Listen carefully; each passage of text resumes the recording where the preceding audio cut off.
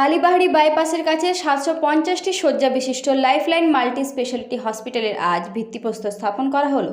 এই হসপিটালে আধুনিক চিকিৎসার সমস্ত রকম সুযোগ সুবিধা সহ সরকারি আনুকূল্যে জিএনএম নার্সিং, প্যারামেডিক্যাল এই কোর্সগুলির মতো ট্রেনিংগুলির সুবিধাও পাওয়া যাবে এখানে, এমনটা জানান ডক্টর জয়ন্ত ভট্টাচার্য। এছাড়া হসপিটালের তরফে জানানো হয় রোগীরা এখানে স্বাস্থ্যসাথী কার্ডের সুবিধাও পাবেন। হসপিটালটি ভিত্তিপ্রস্তর স্থাপন করেন আইন ও পূর্তমন্ত্রী মলয় ঘটক। এ উপলক্ষে উপস্থিত ছিলেন ADDA chairman Tapas Banerjee, MLA Hareram Singh, AMC chairman Amarnath Chatterjee, doctor Jayanta Bhattacharya প্রমুখ। ভূমিকা আমাদের এগিয়ে চলার পথে কতখানি গুরুত্বপূর্ণ আমরা এগুলো হতে পারি। তুলসী চক্রবর্তী, আপনার জন্য রইল আমাদের অনেক অনেক শুভেচ্ছা এবং ভালোবাসা। ভট্টাচার্য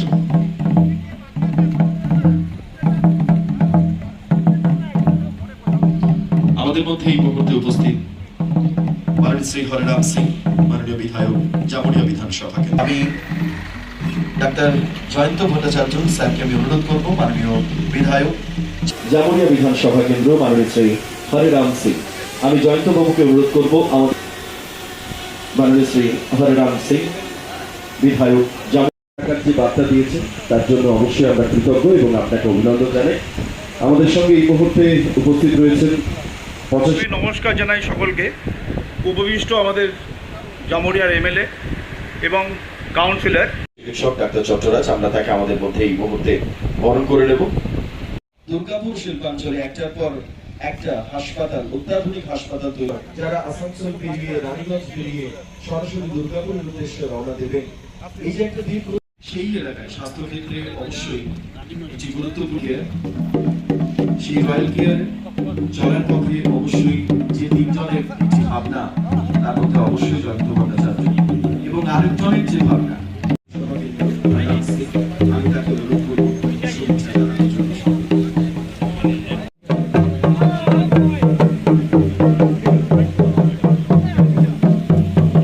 আমাদের মধ্যে উপস্থিত আসানসোল দুর্গাপুর ডেভেলপমেন্ট অথরিটির মাননীয় চেয়ারম্যান শ্রী তাপস বন্দ্যোপাধ্যায় এবং একই সঙ্গে পশ্চিমবঙ্গ সরকারের ভারপ্রাপ্ত মন্ত্রী মাননীয় শ্রী মলয় ঘটক, আপনাদের দুজনকে অনেক অনেক অভিনন্দন জানাই।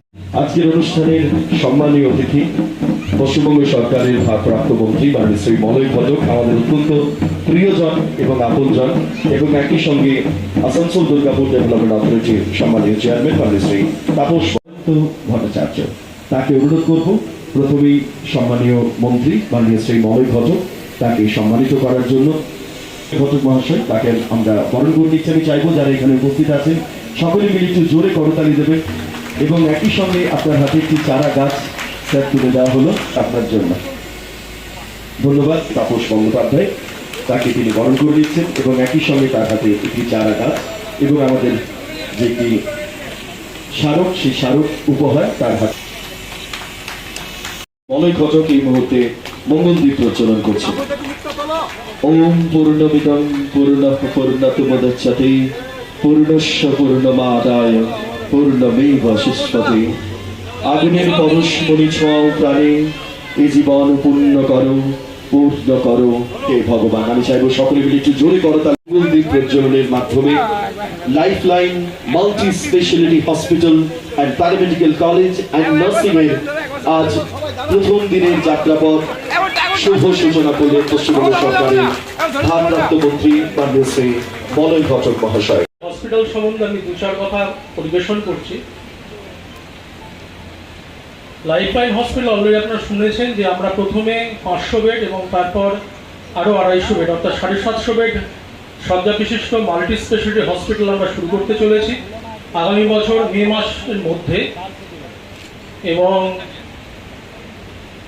শুধু তাই নয়, তার সঙ্গে আমাদের paramedical college, nursing college, GNM এবং বিএসসি নার্সিং এটাও ইনক্লুড থাকবে এবং তার সাথে ছেলেমেয়েদের জন্য হোস্টেল এবং আমাদের একটি আন্তর্জাতিক মানের মাদার অ্যান্ড চাইল্ড ইনস্টিটিউশন গড়ে তোলার পরিকল্পনা রয়েছে। এই চত্বরের মানুষদের স্পেশালি 2-3টে ক্ষেত্রে আমরা দেখি যে হয় কলকাতা যেতে হয় কিংবা সাউথ ইন্ডিয়ায় যেতে হয়, যেমন গ্যাস্ট্রো ক্ষেত্রে, নিউরোসার্জারি ক্ষেত্রে এবং বাচ্চাদের ক্ষেত্রে। এখানে নিউনাটালিটির ভালো কোনো বিভাগ নেই এনআইসিউ ভালো নেই।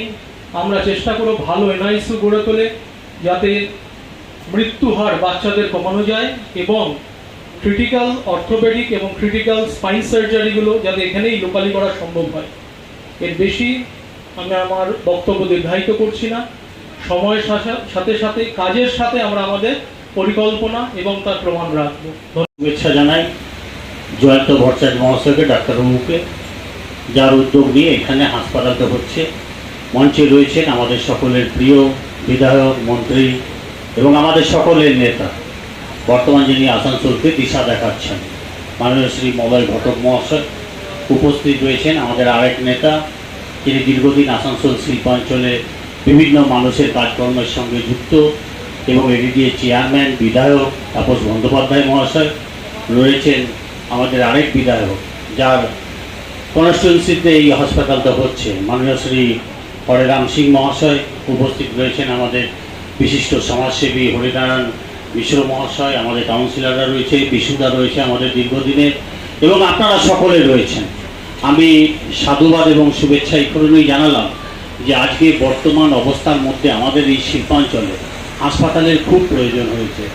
প্রাকৃতিক দুর্যোগ, প্রাকৃতিক পরিবেশ এবং যে সমস্ত পলিউশনের মধ্যেখানে মানুষ যেরকমভাবে রোগাক্রান্ত হয়ে পড়ছে, মানুষ যেরকমভাবে বিভিন্ন রকমভাবে মানুষের শরীর খারাপ হচ্ছে, যার জন্য আমাদের কখনো দুর্গাপুর যেতে হয়, কখনো কলকাতা যেতে হয়, কখনো ম্যাড্রাস যেতে হয়।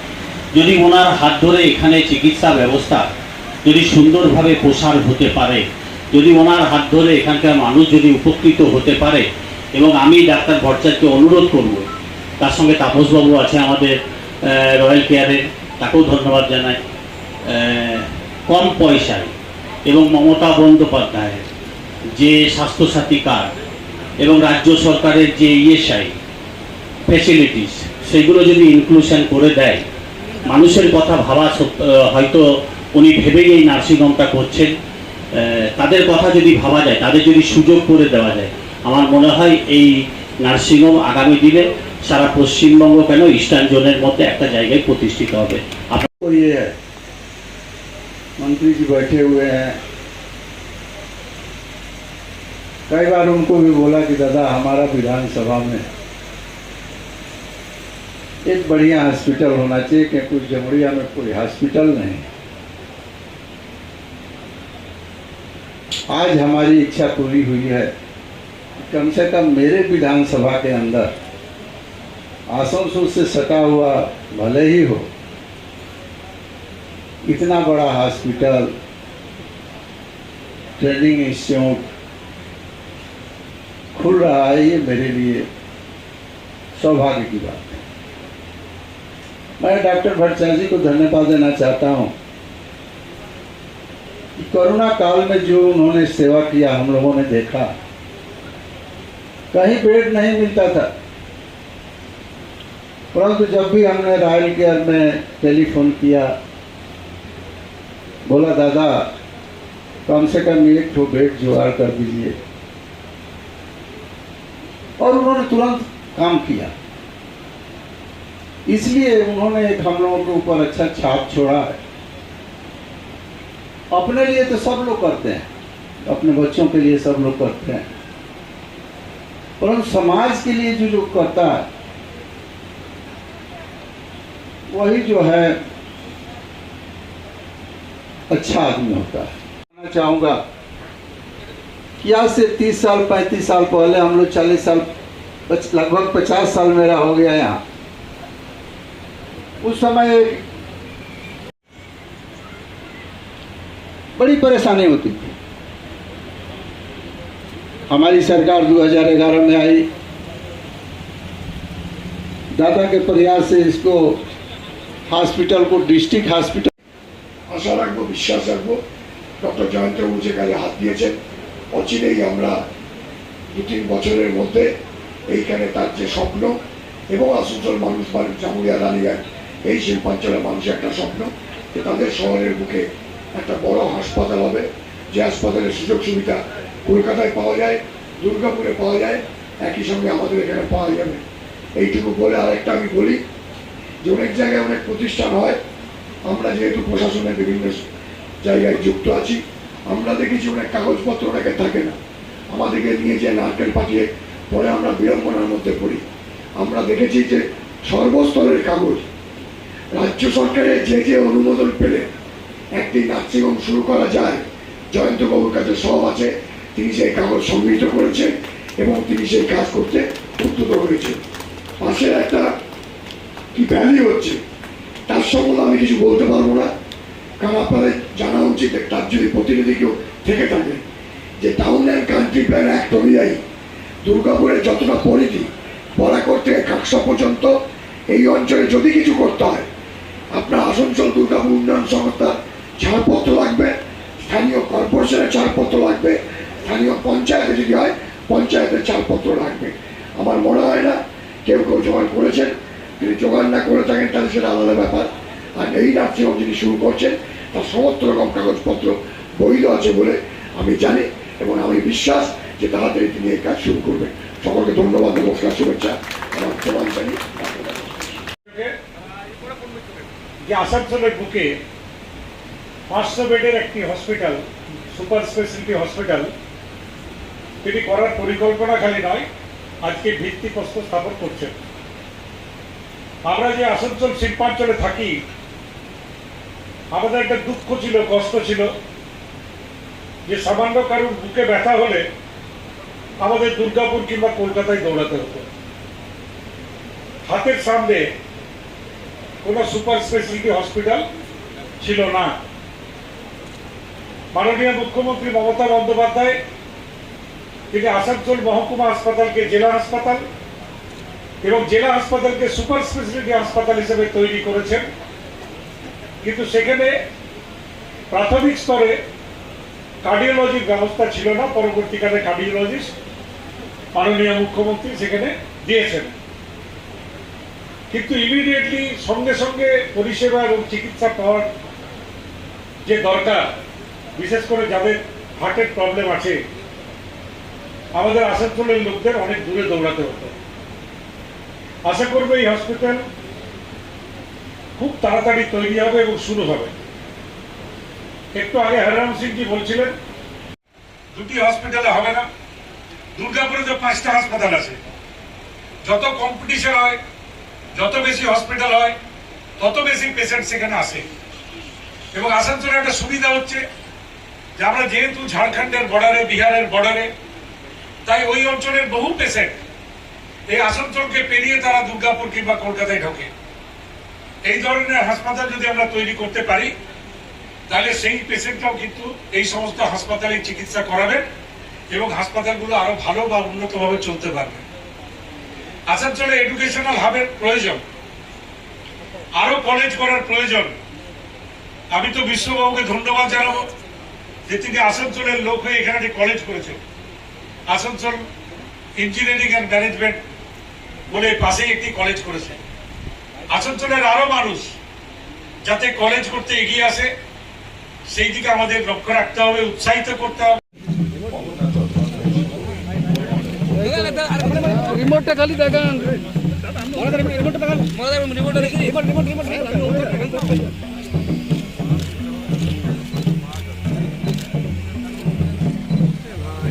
ভাই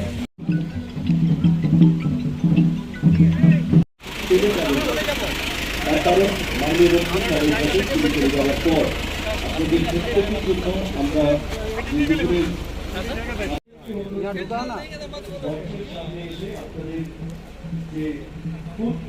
আমার দা লাইফলাইন মাল্টিকেয়ার স্পেশালিটি হসপিটালে আজকে আমরা শুভ ভিত্তিপ্রস্তর স্থাপন করলেন শ্রীযুক্ত মলয় ঘটক মহাশয়, পূর্তমন্ত্রী। এটা 750 শয্যা বিশিষ্ট মাল্টি স্পেশালিটি হসপিটাল। শুধু তাই নয়, এর সাথে আমরা বিএসসি, জিএনএম নার্সিং এবং প্যারামেডিক্যাল কোর্সেস শুরু করছি, সরকারি অ্যাফিলেটেড, প্রাইভেট নয়। এবং আগামী বছর মাঝামাঝি যদি সব কিছু ঠিকঠাক চলে আমরা এর কমার্শিয়াল অপারেশন শুরু করব। ধন্যবাদ।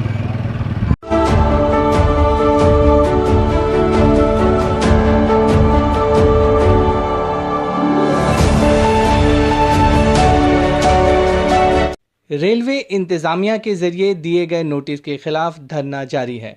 कल शाम हमारे नुमाइंदे ने धरने की क़यादत करने वाली काउंसिलर फंसवी आलिया से बातें की।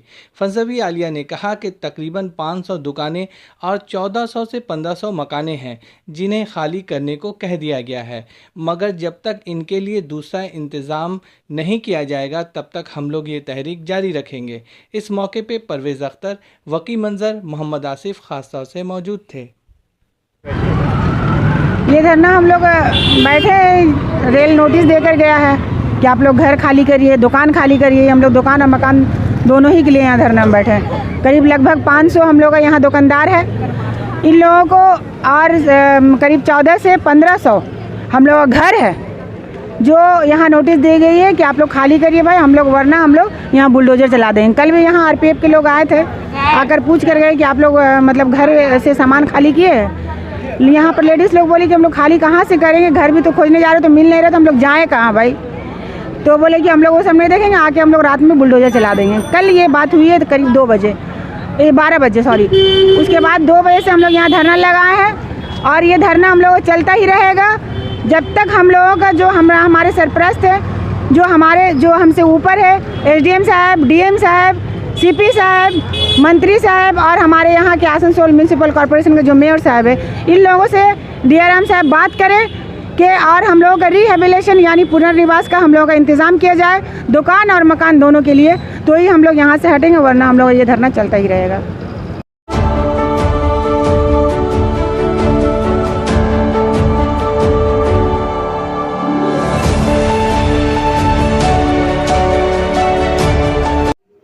কিছুদিন আগেই ইসিএল স্কুল শিক্ষকদের বেতন বৃদ্ধির দাবিতে ইসিএল জিএম ওয়েলফেয়ার ও ইসিএল স্কুল শিক্ষকদের মধ্যে বৈঠকের আয়োজন করা হয়েছিল। গতকাল বৈঠকের কার্যবিবরণী প্রকাশিত হওয়ার পর আজ কুরুস্তুরিয়ার প্রগতি স্টেডিয়ামে এনএফআইটিউর প্রতিনিধিদের সাথে ইসিএল স্কুল শিক্ষকদের একটি বৈঠকের আয়োজন করা হয়। এই বৈঠকে শিক্ষকেরা নিজেদের দাবিতে স্থির থেকে জানান আগামী 15 জুন পর্যন্ত তাদের দাবি না মানা হলে তারা আন্দোলন করে যাবেন যতদিন তাদের বেতন বৃদ্ধি না হচ্ছে। এমনই নিজের দাবিতে অটল থাকা এক শিক্ষক জানান তারা মাত্র 5000 টাকা পান, একজন দিনমজুরের পারিশ্রমিক এর থেকেও বেশি। এরকম ধুকে ধুকে মরার থেকে ইসিএল এর হেডকোয়ার্টারের সামনে শহীদ হয়ে যাওয়া বোধহয় ভালো। ইসিএল এর টিচারদের নিয়ে লড়াই আজ পর্যন্ত সাকসেসফুল কিছু হয়নি। ম্যানেজমেন্ট একটা অপদার্থ, জানে না যে কোনো আন্দোলন দীর্ঘস্থায়ীভাবে চলতে পারে না, কিছুদিন চলার পর একটা সলভ হয়। কিন্তু এরা কি যে করছে টিচারদিকে নিয়ে, টিচারদের মর্ম how to proper behaviour with the ECL teacher don't know any management person. কিন্তু আমরা বলতে চাই দিল্লিতে যে স্টিয়ারিং কমিটি আমাদের টিচারদের সম্পর্কে বাজেট পাস করে দিয়েছিল এবং বলেছিল যে রাজ্য সরকারের মোতাবেক যে একটা ক্যাটাগরি 1 যে বেতন স্যালারি দেওয়া যায় সেটা ইমপ্লিমেন্ট করবে আমাদের সাকথুরিয়া হেড অফ দ্য ডিপার্টমেন্ট, কিন্তু সেখানেও কিছু হয়নি আমাদের টিচারদের। তাহলে আমরা এই সামান্য 5000 টাকার বেতনে কিভাবে how to run my family maintain very difficult in my life, এই যে আমরা চলতে পারি না। দেখুন যারা ইসিএলের বড় বড় ম্যানেজমেন্ট তারা যদি একটা ঘরে কুকুর পুষে তাদের কুকুরের জন্য 10 থেকে 12,000 টাকা খরচা হয়, কিন্তু সামান্য এই মাস্টারদের 5000 টাকা দিয়ে কিভাবে সংসার চলে তারা কি খবর জানে না। তারা বসে বসে এসির হাওয়া খেয়ে শুধু এইটুকুই চায় যে স্কুল বন্ধ করো। স্কুল কেন তারা এতদিন পর্যন্ত গ্র্যান্ট দিয়ে যাচ্ছে, কি স্বার্থে গ্র্যান্ট দিয়ে যাচ্ছে? আমরা চাই যে এখনো পর্যন্ত যদি কোনো কিছু ম্যানেজমেন্ট না করতে চাই তাহলে আমরা ইসিএলের হেডকোয়ার্টারের সামনের গেটে দীর্ঘদিন আমরা এইভাবেই গেট জাম করে ধর্ণা প্রদর্শন করব। যদি মরতেই হয় তাহলে সাকথুরিয়ার গেটেই মরব। কেননা আমাদের ছেলেপেলেদিকে নিয়ে ভবিষ্যতে যখন আমাদের বয়স হয়ে যাবে তখন আমরা কিভাবে সংসারটা চালাবো? আপনারা কি চান যে এত সময়টা 40 বছর সময় ইসিএলকে দিয়ে বহু ছাত্ররা আপনাদের ইসিএলের চেয়ারের পদে নিযুক্ত হয়েছে আমাদের ছাত্ররা, আর তাদের সামনেই আমাদের কাছে এই আন্দোলন করতে বড় লজ্জা লাগে? আপনারা পারেন না যে এটা তৈরি করে দিতে? আজকে ইতিহাস খুলে দেখুন, আমাদের ছাত্র কাজ করছে সিআইএল অফিসে, আমাদের ছাত্র কাজ করছে আপনার সাকথুরিয়া ডিপার্টমেন্টে, আমাদের ছাত্র কাজ করছে আমেরিকায়, আমার ছাত্র কাজ করছে আইআইটি খড়গপুর অফিসে। কিন্তু এই যে ইসিএলের এত ভালো ভালো ছেলেরা বেরিয়ে গেছে, বিভিন্ন স্কুলে চাকরি করছে, সেটা আমাদেরই তো অবদান। তাই আমি বলতে চাই সমস্ত বিভেদ ভুলে এই শিক্ষকদের জীবন যাতে সুষ্ঠুভাবে চলে এবং শেষ বয়স পর্যন্ত যারা 60 বছর থেকে বেঁচে থাকবেন, আমি জানি না যে এই টিচাররা কিভাবে বাঁচবেন, কিছুদিন যাওয়ার পর হয়তো মরে যাবেন। যারা চলে গেছেন তারা সুখে থাকুন, আর যারা এখনো বেঁচে আছে তাদের জন্য সুখে থাকার জন্য আপনাদেরকে ভাবনার দায়িত্ব দিচ্ছি। আপনারা ভাবুন, এবং বয়স যখন মানুষের হয়ে যায় ওষুধের একটা দরকার হয়, তারা যদি কোনো কিছুই না পায় আধার, তাহলে রাস্তার কুকুর যেমন। का बैठक का मेन मुद्दा था जो हम लोगों ने डेमोस्ट्रेशन के बाद जो मिनट्स के लिए हम लोग बैठे थे, मैनेजमेंट के साथ सीटिंग हुई थी, उसका मिनट्स आज मिला। तो उसी मिनट्स के ऊपर हम लोगों ने अपना चर्चा किया कि आगे हम लोग को क्या करना है, क्योंकि मिनट्स में जो हम लोग ने चाहा था उसके अनुरूप कुछ है, कुछ नहीं भी है। उसमें हम लोगों ने बोला था कि आप अगर यहाँ से जो कोल इंडिया से चिट्ठी आई है गाइडलाइन बोर्ड ऑफ डायरेक्टर की, उसको इम्प्लीमेंट करने के लिए, तो उस दिन उन्होंने या आप कीजिए या फिर आप लिख दीजिए कि हमसे नहीं होगा, हम कोल इंडिया। तो उसमें उन्होंने कहा है कि आप इसको इम्प्लीमेंट कराने के लिए हायर मैनेजमेंट के पास जाइए या फिर कोल इंडिया जाइए। तो वो क्लियर हो गया। अब हम लोग इसको लेकर के सीएमडी के पास बैठेंगे और सीएमडी को नोटिस करेंगे कि आपका जो पर्सनल डिपार्टमेंट वो इस काम को, इस इशू को सॉल्व नहीं कर पा रहा, इसलिए आप इसमें इंटरफेयर कीजिए, वरना हम लोग फिर धरना प्रदर्शन करने के लिए बाध्य हैं। ये हो गया। फिर दूसरी बात है, उसको लेकर के हम लोग कोल इंडिया भी देख रहे हैं। अगर जाने का हम लोग अपना व्यवस्था होगा तो हम लोग कोल इंडिया भी जा करके बातचीत करेंगे इसको इम्प्लीमेंट कराने के लिए। इसके बाद जो हमारे 34 टीचर, जो 34 स्कूल जो बंद, 33 स्कूल जो बंद है, उसके बारे में हम लोगों ने इनको बोला था कि इसको आप इमीडिएटली लागू किए। तो उस पर इन्होंने वैसा कोई कमेंट नहीं लिखा, लेकिन ये केवल ये इधर उधर करके टाल दिए हैं, उसको क्लियर कोई स्टेटमेंट नहीं दी है। तो उसके लेकर के भी हम लोग फिर इनके साथ वार्ता करेंगे कि इनको इमीडिएटली चालू कीजिए, और नहीं तो फिर हम लोग को जो करना आगे अपना जो डेमोक्रेटिक राइट है हम लोग का, वो तो हम लोग करेंगे, इसको तो कोई हम लोग को नहीं रोक सकता। यही आज हम लोग का मीटिंग, और अभी हम लोग आज ये डिसीजन लिए हैं कि इन्फॉर्मेशन के बाद फिर हम लोग जून में धरना प्रदर्शन करने जा रहे हैं। यदि इस बीच में हम लोग का ये इम्प्लीमेंटेशन नहीं हुआ, 34-33 स्कूल का ये चालू नहीं हुआ, उनका पेमेंट यदि कंटिन्यू नहीं हुआ, फिर हम लोग धरना कहाँ पर होगा? यही सक्टोरिया हेड ऑफिस हेडक्वार्टर के गेट पर हम लोग जाम करेंगे और अनिश्चितकालीन तक बैठेंगे। जब तक हम लोग का प्रॉब्लम सॉल्व नहीं होगा तब तक हम लोग बैठने के लिए आज डिसीजन ले लिया। आपका नाम? मेरा नाम जोगिंदर राम। में स्कूल बहुत दिन से रन कर रहा है, प्राइवेट, बाद में प्राइवेट स्कूल के नाम से लोग बना दिया, प्राइवेट मैनेजिंग कमेटी स्कूल। उसके बाद 44 स्कूलों को बंद कर दिया गया, 44 स्कूलों को बंद किया गया। उसमें 11 स्कूलों को किसी प्रकार से चालू कर दिया, 33 स्कूल बचा हुआ।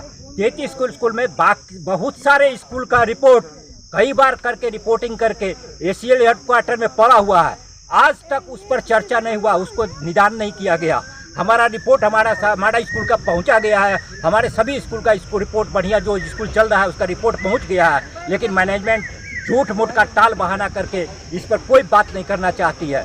वह चाहती है तो मैं ACL मैनेजमेंट को दो बात कहना चाहता हूँ, या तो स्कूल को चालू करो या हमें लंब सम पेमेंट करके हमें विदाई करो, नहीं तो हम लोग आमरण अनशन पर बैठेंगे। हम लोग टिल डेट सक्टोरिया हेडक्वार्टर में जमा रहेंगे और इसका जवाब उत्तरदायित्व केवल ACL मैनेजमेंट को होगा। इनकलाब जिंदाबाद, कोलकाता खदान शिक्षक मोर्चा जिंदाबाद। मैं शिव कुमार सिंह, ACL सतग्राम एरिया। हम लोगों को 5000 रुपया जो है स्टार्टिंग मतलब बढ़ोतरी करके किया गया था।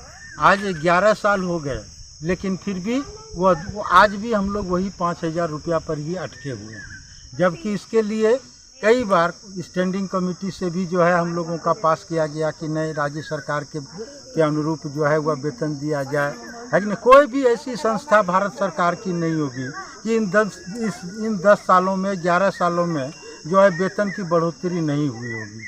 कम से कम मिनिमम वेजेज जो राज्य सरकार का या केंद्र सरकार का है, जो कि 400-450 रुपया प्रतिदिन के हिसाब से, वह भी हम लोगों को नहीं दिया जा रहा है। इसके अलावा स्कूल में भी किसी प्रकार की कोई व्यवस्था नहीं दी जा रही है, न स्कूल की बिल्डिंग का कोई रिपेयरिंग किया जा रहा है, न बच्चों को बैठने के लिए कोई बेंच डेस्क दिया जा रहा है, न बच्चों के लिए किसी प्रकार की किताब हो, कॉपी हो, स्कूल ड्रेस हो या कोई बिस्किट भी हो, कोई भी आज तक किसी भी प्रकार का व्यवस्था नहीं दिया गया है। और इसके बावजूद भी मैनेजमेंट हम लोगों पर जो है तरह तरह के जो है बार बार चिट्ठी भेज करके, और स्कूल में बच्चे नहीं हैं, वगैरह वगैरह विभिन्न प्रकार के जो है टॉर्चर। तो अभी आप लोग का स्कूल बंद है कितने साल से? हाँ, स्कूल आप लोग का अभी बंद है? नहीं, हम लोगों का स्कूल अभी चालू है। हम लोग को वही 5,000 रुपया ग्रांट दिया जा रहा है, लेकिन स्कूल में किसी भी प्रकार की इन 11 तो अभी आप लोग का मांग क्या है? हम लोगों का मांग है कि जो राज्य सरकार के अनुरूप जो वेतन स्टैंडिंग कमेटी से लागू किया गया है वह लागू किया जाए।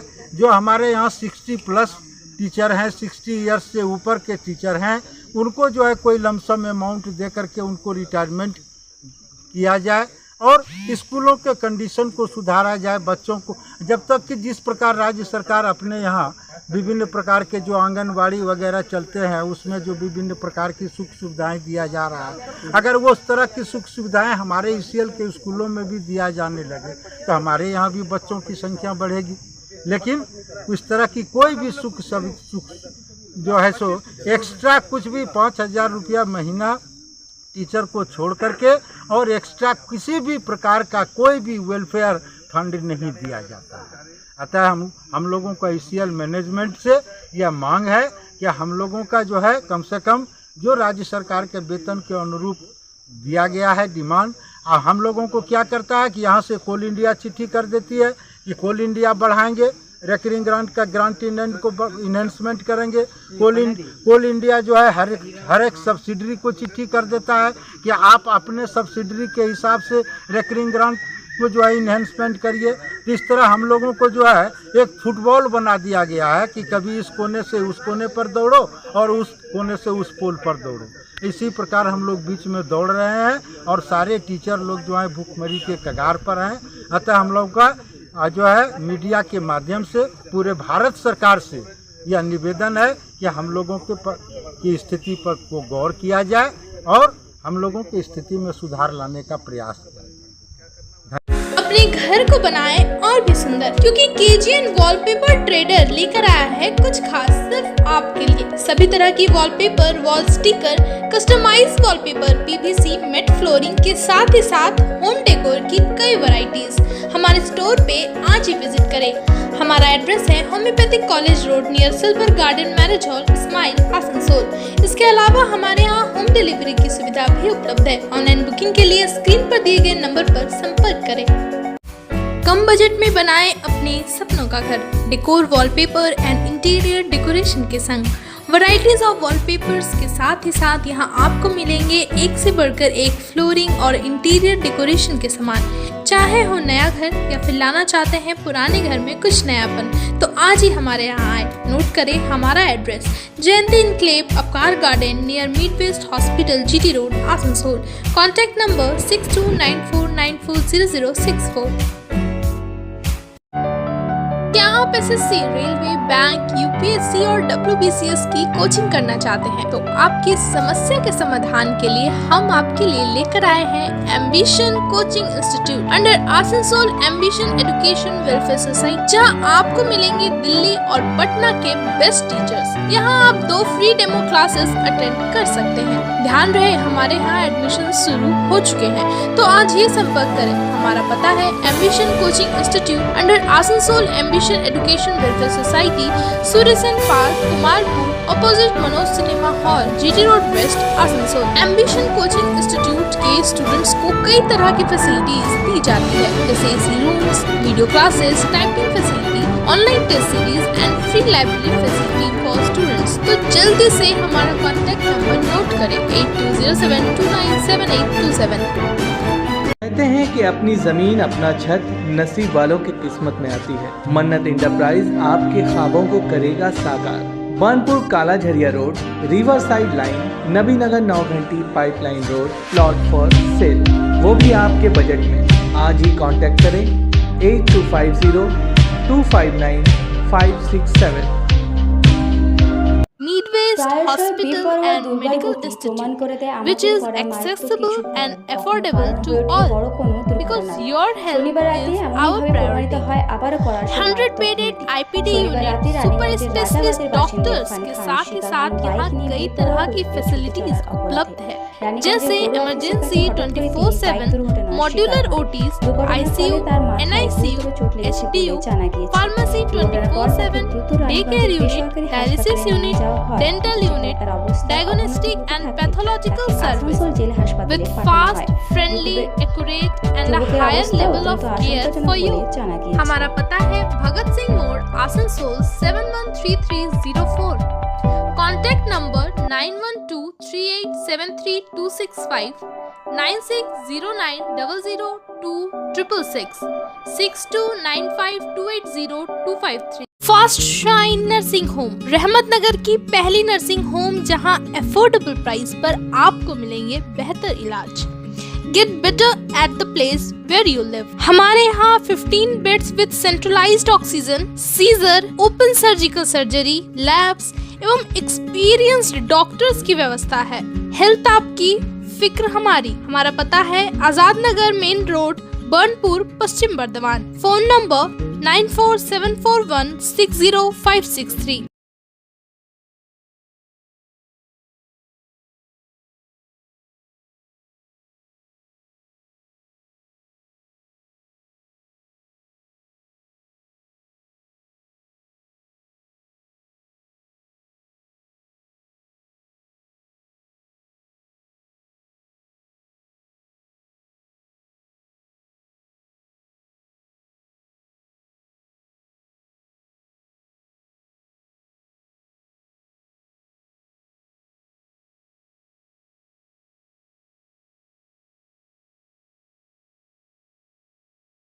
এটা তো রোডে অ্যাক্সিডেন্ট হয়েছে, কিন্তু আমাদের এখানে সার্জেনে এখন এই রাত্রে নাইট এখন অ্যাভেলেবেল নেই।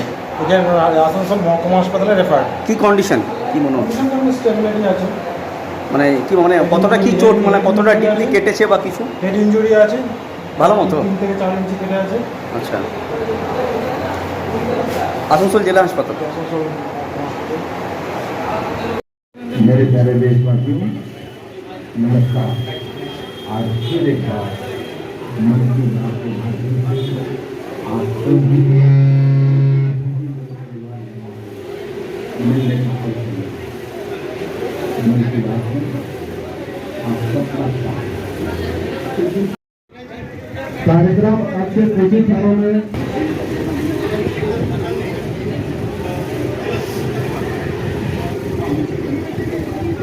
अभी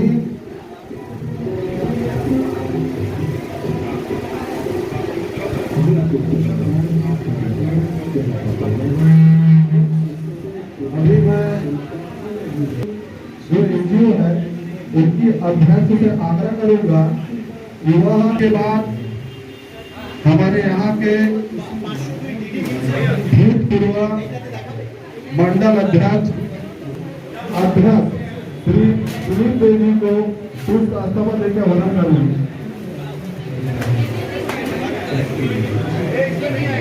जय श्री राम।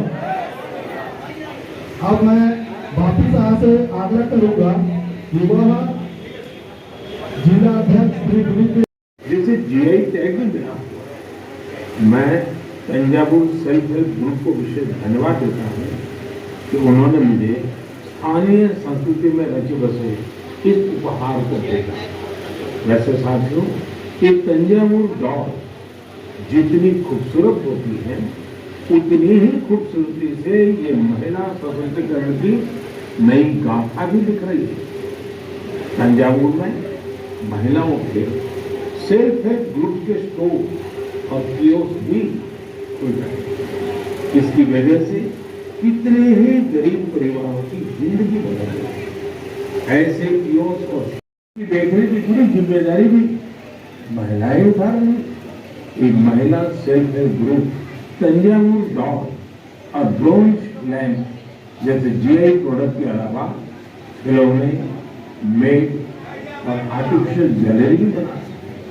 ऐसे स्टोर की वजह से जीआई प्रोडक्ट के साथ साथ हैंडीक्राफ्ट के प्रोडक्ट की बिक्री में भी काफी तेजी देखने को मिली। इस मुहिम की वजह से मेरा मन की बात के श्रोताओं से भी एक आग्रह है, आप अपने क्षेत्र में ये पता लगाएं कि कौन से महिला सेल्फ हेल्प ग्रुप काम कर रहे हैं, उनके प्रोडक्ट के बारे में भी आप जानकारी जुटाएं और ज्यादा से ज्यादा इन उत्पादों को उपयोग में लाएं। ऐसा करके आप सेल्फ हेल्प ग्रुप की आय बढ़ाने में तो मदद करेंगे ही, आत्मनिर्भर। ये मन की बात कार्यक्रम के माध्यम से देशवासियों को संबोधित करते हैं। हमारे विरोधी, राजनीतिक विरोधी कभी कभी प्रधानमंत्री जी के इस कार्यक्रम पर कटाक्ष करते हुए कहते हैं कि प्रधानमंत्री जी केवल अपने मन की बात कहते हैं, लोगों के मन की बात नहीं सुनते। लेकिन जो भी व्यक्ति इस कार्यक्रम को देखता होगा उसे यह महसूस होता होगा कि प्रधानमंत्री जी केवल अपने मन की बात नहीं कहते, अपने मन के बात के माध्यम से महीने भर पूरे देश भर के लोगों के मन में क्या चल रहा है, वो देश के बारे में क्या सोच रहे हैं, भारत को विश्व गुरु बनाने के लिए और क्या क्या हम कर सकते हैं, इस पर हर लोगों के पास, साथ देश के हर हिस्से में लोगों के पास जो यूनिक थिंकिंग है, अपने यूनिक थॉट्स को वो प्रधानमंत्री जी के साथ शेयर करते हैं। और प्रधानमंत्री जी मन की बात के माध्यम से केवल वो हमें बताते ही नहीं, बल्कि उनको कैसे सरकारी कार्यक्रमों में शामिल किया जाए, उनको कैसे इंप्लीमेंट किया जाए, इसके लिए भी प्रयासरत रहते हैं। और आप देखते होंगे कि केंद्र सरकार की जो भी योजनाएं हैं, हर योजना के पीछे भारत के किसी न किसी कोने से कोई न कोई एक व्यक्ति या व्यक्ति समूह ऐसे जरूर है जिनके दिमाग में ऐसी परिकल्पना आई। और प्रधानमंत्री जी की ये मन की बात देश के प्रधान सेवक के मुंह से सारे भारतवासियों के मन की बात है। और ये हम आज महसूस भी कर रहे हैं और आने वाले दिनों में हमारी ये जिम्मेदारी है कि और ज्यादा से ज्यादा ऐसे कार्यक्रमों का आयोजन करें। और जब अगले महीने मन की बात जब होने वाली है, उसके पहले आपके मन में भी ये आप न सोचे कि मैं आसनसोल के एक मोहल्ले में रहता हूं, मेरा इतना महत्व नहीं कि मैं प्रधानमंत्री जी को अपनी बात बता सकूं। लेकिन मैं आपको विश्वास दिलाता हूं कि आपके मन में भी यदि ऐसी कोई बात है, ऐसी कोई परिकल्पना है, जिस परिकल्पना को अमली जामा पहनाकर हमारे देश को आगे ले जाया जा सकता है, तो प्रधानमंत्री जी को माध्यम बताए जिनके माध्यम से आप अपनी बात वहां तक पहुंचा सकते हैं। आप जरूर, छोटा से छोटा बच्चा हो, युवा साथी हो, मातृशक्ति हो, सारे लोगों से निवेदन है कि अपनी सोच को प्रधानमंत्री जी तक पहुंचाए। और यदि ऐसा लगा कि आपकी सोच को अमली जामा पहुंचाकर देश को आगे ले जाया जा सकता है, तो देखेंगे किसी दिन मन की बात में, जैसे आज पुरुलिया का उल्लेख हुआ, जैसे कभी बांकुड़ा का उल्लेख होता है, किसी दिन आसनसोल का भी उल्लेख हो सकता है। इन्हीं बातों के साथ आप सारे लोगों के प्रति आभार व्यक्त करते हुए, मुझे पता चला कि 10:30 बजे आज कार्यक्रम रखा गया, तो पूरे इलाके में 3 वार्ड में आज 10 बजे से कल का पानी चालू किया गया, क्योंकि महिलाएं पानी भरने चली जाए, कोई यहां ना आए। लेकिन उनको मालूम नहीं है कि हमारी महिलाएं दूसरे मिट्टी की बनी हुई है। जरूरत पड़ा तो एक दिन बिना पानी पिए रह लेंगे। छठ के समय 2-2 दिन बिना पानी पीने का आदत हम लोगों को है। एक दिन पानी नहीं भी दीजिएगा तो मन की बात कार्यक्रम में आने से हमारी महिलाओं को आप नहीं रोक सकते। इन्हीं बातों के साथ मैं अपनी बात समाप्त करता हूं। बहुत हाँ, मैंने सारे लोगों से कहा है